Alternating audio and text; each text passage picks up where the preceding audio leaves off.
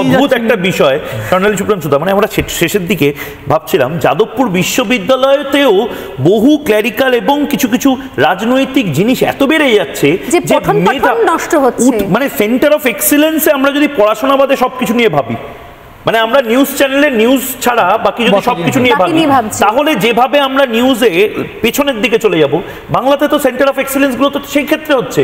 একই সঙ্গে সিলেবাস, তার টেক্সট বুক, তার সিলেবাস, এন্টায়ার যে পড়াশোনার যে ইনফ্রাস্ট্রাকচার, টপমোস্ট মানে একদম প্রথম সারির প্রথম একদম নাম যে বিশ্ববিদ্যালয় আসে, সেখানে যদি এই পরিণতি হয় তাহলে অন্যান্য জায়গায় কি ভয়ঙ্কর পরিণতি হবে। অন্যান্য সরকারি বিশ্ববিদ্যালয়, সরকারি কলেজের কি অবস্থা সেখানকার, ভাবলেও আমরা মানে ভয় কাঁটা হয়ে যাচ্ছি। এবং আমার মনে হয় শুভ্রাংশু দা তোমার মনে পড়বে, হ্যাঁ স্যার, তৃণমূল সরকারের সেই সিপিএম এর জুতোতেই পা গলাচ্ছে। সেই সময় যখন ছিল কম্পিউটার সায়েন্স পড়তে দেব না, কম্পিউটার আসতে দেব না, সেম জিনিস আজকে হচ্ছে। পলিটিক্সটা করবে এবং রাজনীতি করব, অজ্ঞতার মধ্যে রেখে দেব। ক্লেরিক্যাল ডিউটিতে যারা আছেন তারা নিয়ন্ত্রণ করবে যেন কলেজগুলো, মেধাকে নিয়ন্ত্রণ করবে ক্লার্করা। এবং মনোজিৎ মিশ্রদেরকে বিভিন্ন কলেজে কলেজে রেখে দেওয়া। আমাদেরকে আপাতত এখানেই এই এপিসোডটা শেষ করতে চাইছিলাম। হ্যাঁ, বলছি যে স্টিল এও যদি আপনি দেখেন যে অন্যান্য ইউনিভার্সিটি থেকে, তখনও দেখবেন যে যাদবপুর ছিলেন বেটার। তবে আমি ওই জন্য আমি বলছি যে আমি কারোর সাথে কম্পেয়ার করব না, আমি যাদবপুর ইউনিভার্সিটিকে দেখবো যে এটা এই খারাপ হচ্ছে, বাট স্টিল আপনাকে আমি বলবো যে অন্যান্য জায়গা থেকে বেটার।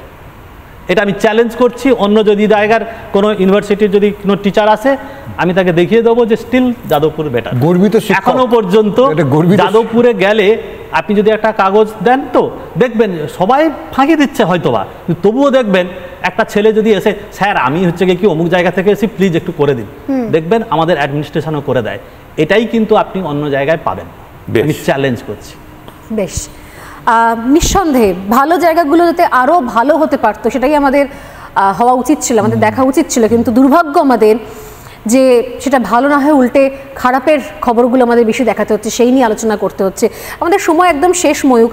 আমি বলছিলাম যে বামেদের জুতোয় পা গলানো, সেই সময় শুনেছিলাম কম্পিউটার আটকে দেওয়া হয়েছিল, এখন জানতে পারছি আস্তে আস্তে খবর আসছে এআই, আর্টিফিশিয়াল ইন্টেলিজেন্সকে আটকে দেওয়া হচ্ছে। এই আটকাতে আটকাতে আটকাতে কোন জায়গায় আমরা ঠেলে দিচ্ছি আমাদের পরবর্তী প্রজন্মকে আমরা নিজেরাও জানি না।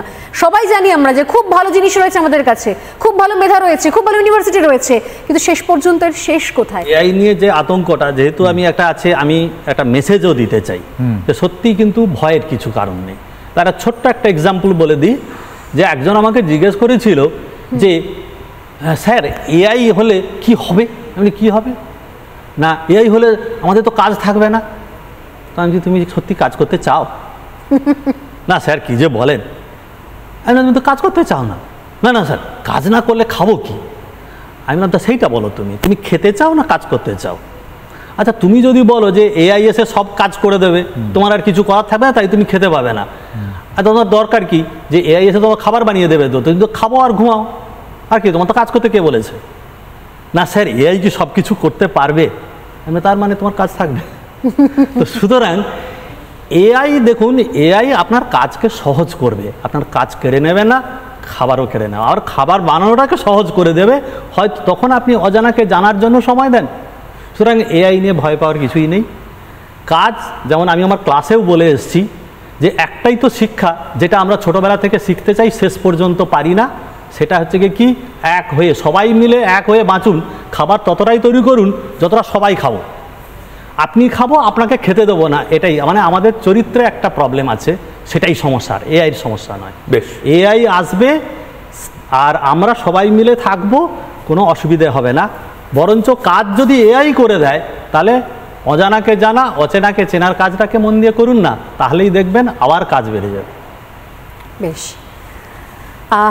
নিঃসন্দেহে অনেকগুলো বিষয় নিয়ে আলোচনা হলো, কিন্তু রাজনীতির এই সাম দাম দণ্ডভেদের এই সফর আমাদের চলতে থাকবে এবং এই একই রকমভাবে আমরা প্রশ্ন করে যাব, একই রকমভাবে এই টেবিলে বসে আমরা এরকম এই সময় দাঁড়িয়ে সবথেকে চর্চিত, আলোচিত, সবচেয়ে বেশি ভয়ের বা ভুল জিনিস কীভাবে ছড়ানো হচ্ছে সেই সব কিছুর কাটা ছেঁড়া বিশ্লেষণ চালিয়ে যাব।